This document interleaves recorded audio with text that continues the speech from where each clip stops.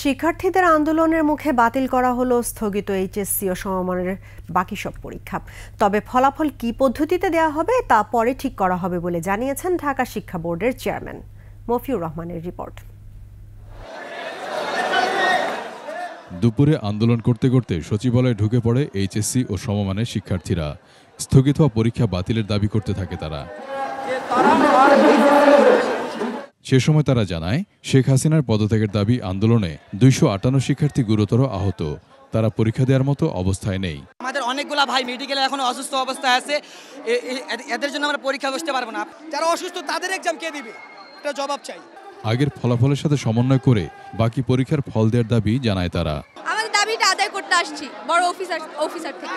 আমাদের অনেক মান মানসিকতা চেঞ্জ হয়ে গেছে এবং সামনে আমাদের অ্যাডমিশন পরীক্ষা।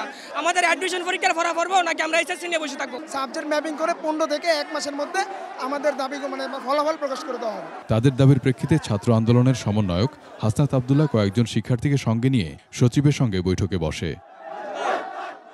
একমাত্র ওয়ালটন এসি দিচ্ছে 1 বছরের রিপ্লেসমেন্ট গ্যারান্টি। বৈঠক দীর্ঘ সময় চলায় ধৈর্য হারিয়ে ফেলে শিক্ষার্থীরা।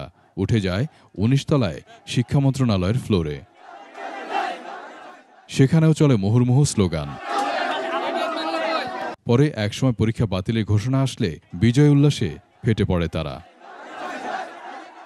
বৈঠক শেষে ঢাকা শিক্ষা বোর্ডের চেয়ারম্যান তপন কুমার সরকার ও বৈষম্য বিরোধী ছাত্র আন্দোলনের সমন্বয়ক হাসনাত আব্দুল্লাহ জানান, এইচএসসির অবশিষ্ট পরীক্ষা বাতিল করা হয়েছে। স্যাররা আলোচনা সাপেক্ষে এইচএসসি শিক্ষার্থীদের যে বর্তমান অবস্থা সেটি পর্যালোচনাপূর্বক একটি সিদ্ধান্ত নিয়েছেন। মাননীয় শিক্ষা সচিব সহ আমরা সবাই পর্যালোচনা করে আমরা দেখেছি যে আমাদের আমরা যে রুটিন ঘোষণা করেছিলাম অবশিষ্ট পরীক্ষার জন্য, সেই পরীক্ষাগুলো আমরা বাতিল করছি। আজকের এখান থেকে আমরা ওই অবশিষ্ট পরীক্ষাগুলো বাতিল ঘোষণা করছি।